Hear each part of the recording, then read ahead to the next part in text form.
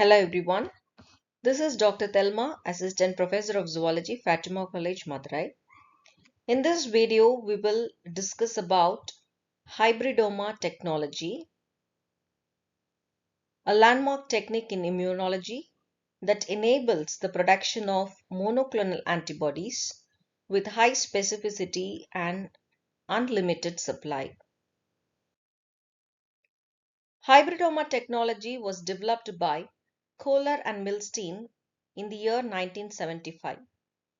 It is based on the fusion of two different cell types, antibody producing B lymphocytes and immortal myeloma cells, to form hybrid cells called hybridomas.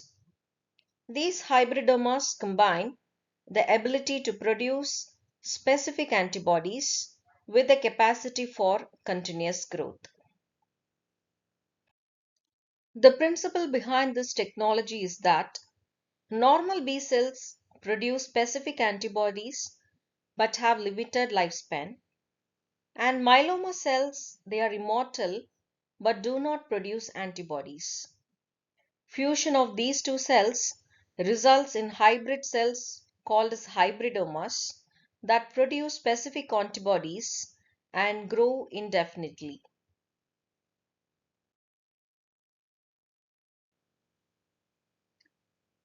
The establishment of hybridomas and production of monoclonal antibodies involves the following steps.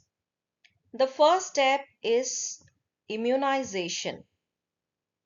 In this step, a mouse is immunized with the antigen of the interest.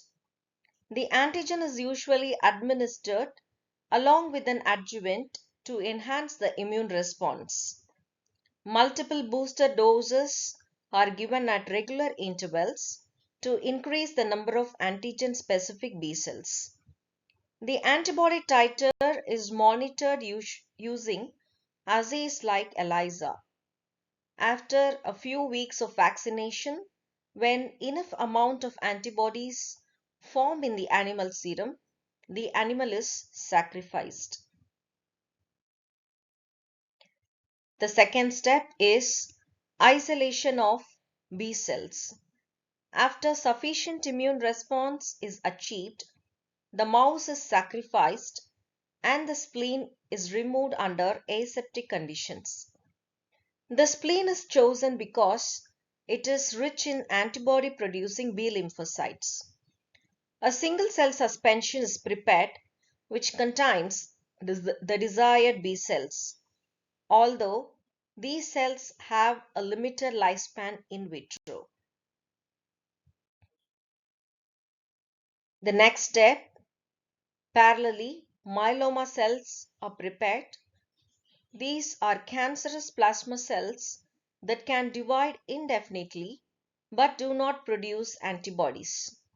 Importantly, these cells are deficient in HGPRT enzyme, which makes them unable to survive in selective HAT medium. This property is crucial for the selection process. The isolated B cells are then fused with myeloma cells using a fusogenic agent such as polyethylene glycol or PEG. This fusion results in a mixture of cells including unfused B cells, unfused myeloma cells, and fused hybrid cells.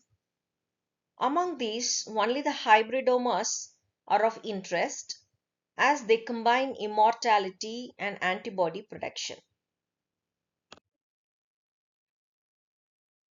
The cell mixture is cultured in HAT medium containing hypoxanthine, aminopterin, and thymidine.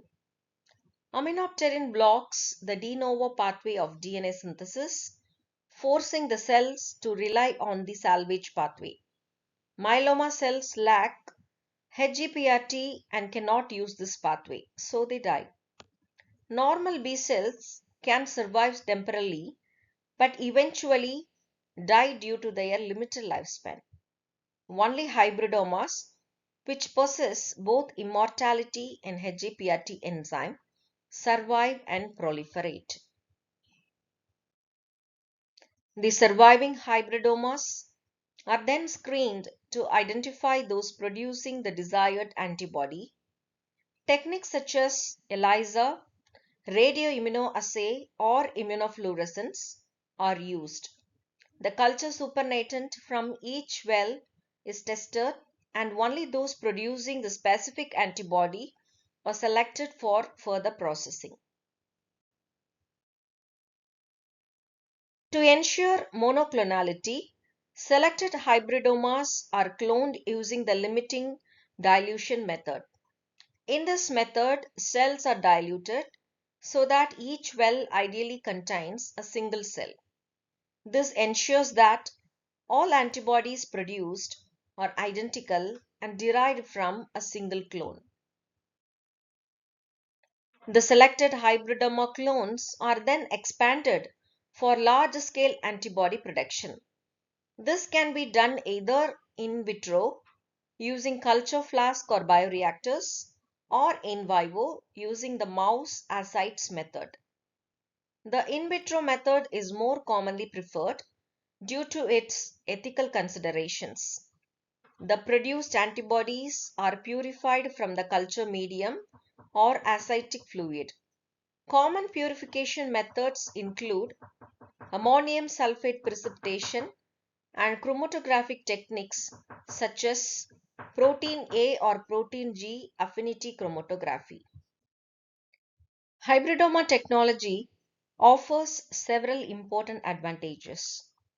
Firstly, it enables the production of monoclonal antibodies with high specificity, as each antibody is directed against a single epitope. Secondly, hybridomers are immortal, allowing continuous and unlimited production of antibodies. Another key advantage is the uniformity and consistency of the antibodies produced, which ensures reproducibility in research and diagnostic applications. Additionally, this technique has wide applications in disease diagnosis, cancer therapy, vaccine development, and immunological research. However, the technology also has certain limitations. It is a time-consuming and labor-intensive process requiring multiple steps such as immunization, fusion, and screening. The procedure is also relatively expensive and requires specialized laboratory facilities. Since the antibodies are initially produced in mice, they may cause immune reactions when used in humans, limiting their therapeutic use. Furthermore, not all hybridomos are stable, and there may be loss of antibody producing ability over time. Therefore, while hybridoma technology is highly powerful and widely used, its limitations have led to the development of advanced techniques such as recombinant and humanized antibody production.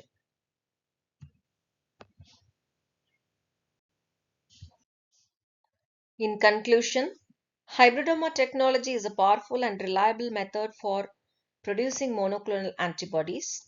It has revolutionized biomedical research, diagnostic, and therapeutic applications, particularly in cancer treatment and immunotherapy. Thank you for watching this video.